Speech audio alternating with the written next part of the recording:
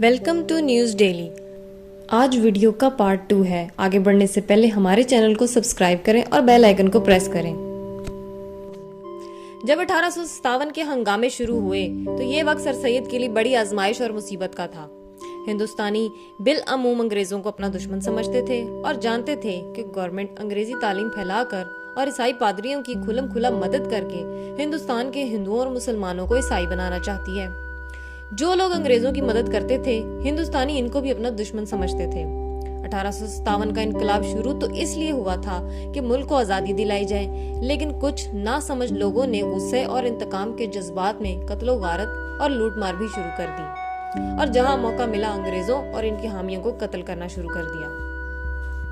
Sir Syed ने अपनी जान पर खेलकर जिला बिजनौर में घिरे हुए अंग्रेजों को बचाया और जब बिल्कुल मजबूर हो गए तो बड़ी मुसीबतें उठाकर मीरठ पहुंचे और वहां से दिल्ली गए, जहां इनकी वालदा भी बलवाइयों की वजह से घर छोड़कर एक जगह पनाह ले रही थी। सर सैयद जब दिल्ली पहुंचे तो इनकी वालदा कई रोज की भूखी प्यासी थी। वहां से इनको निकालकर अमन की जगह पर लाए।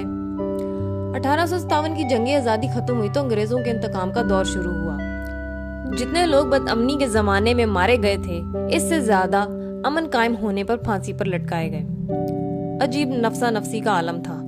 जिस पर गद्दारी का जरा सा भी शुबा होता या कोई शख्स सच्ची झूठी मुखबरी कर देता, बगैर किसी अदालत या सफाई का मौका दिए मुजरिम को फांसी पर लटका दिया जाता या गोली से उड़ा दिया जाता।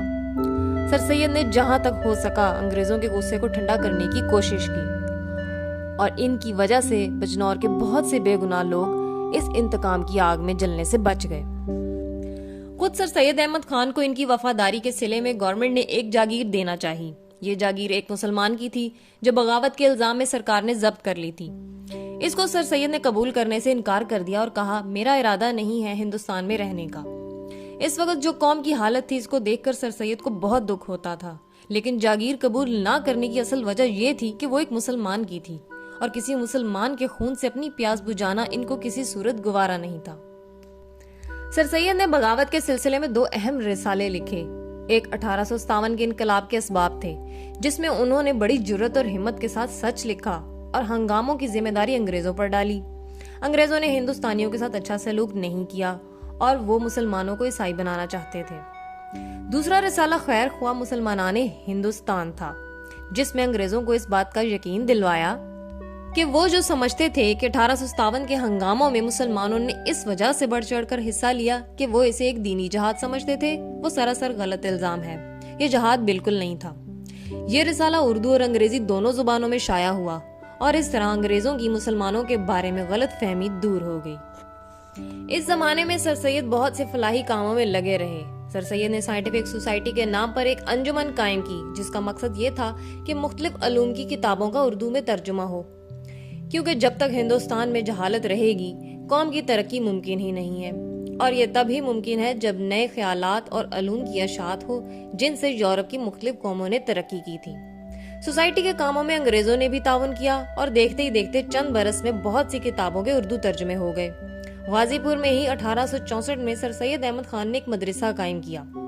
सर सैयद का इरादा था कि मदरसे को कॉलेज के दर्जे तक पहुंचा दें, लेकिन सर सैयद का तबादला अलीगढ़ हो गया और वहां ही सर सैयद के ख्वाब की ताबीर अलीगढ़ कॉलेज और मुस्लिम यूनिवर्सिटी अलीगढ़ की सूरत में हुई। अलीगढ़ में ही उन्होंने साइंटिफिक सोसाइटी की एक नई बुनियाद रखी। इसी के ज़ेरे तमाम एक हफ्त रोजे का इजरा किया गया। अलीगढ़ में 1867 में उर्दू हिंदी तनाज़ा शुरू हुआ, जो कि बाद में शिद्दत इख्तियार कर गया।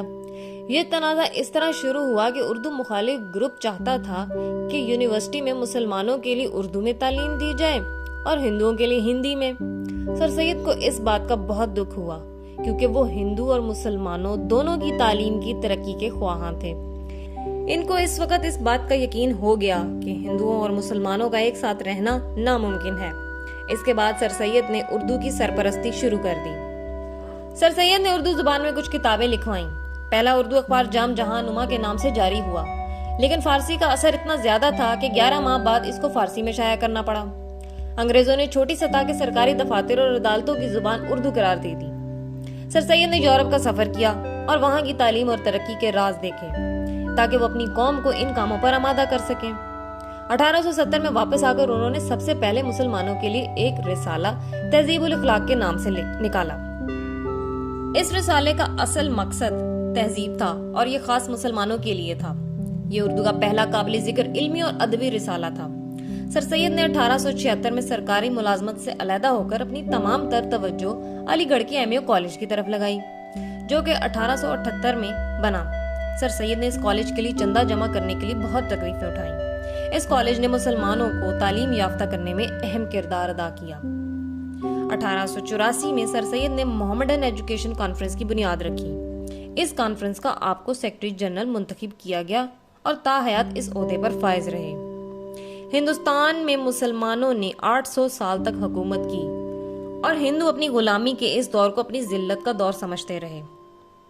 अंग्रेजों ने जब कब्जा किया तो वो समझने लगे कि हमारा जिल्लत का दौर खत्म हो गया और इसीलिए उन्होंने अंग्रेजों का साथ दिया और अंग्रेजों ने इनको सरकारी मुलाजमतों में भी मुसलमानों पर तरजीह दी। इन हालात को देखते हुए दो कौमी नजरिए की बुनियाद रखी गई और सर सैयद नजरिया पाकिस्तान के बानियों में से एक थे।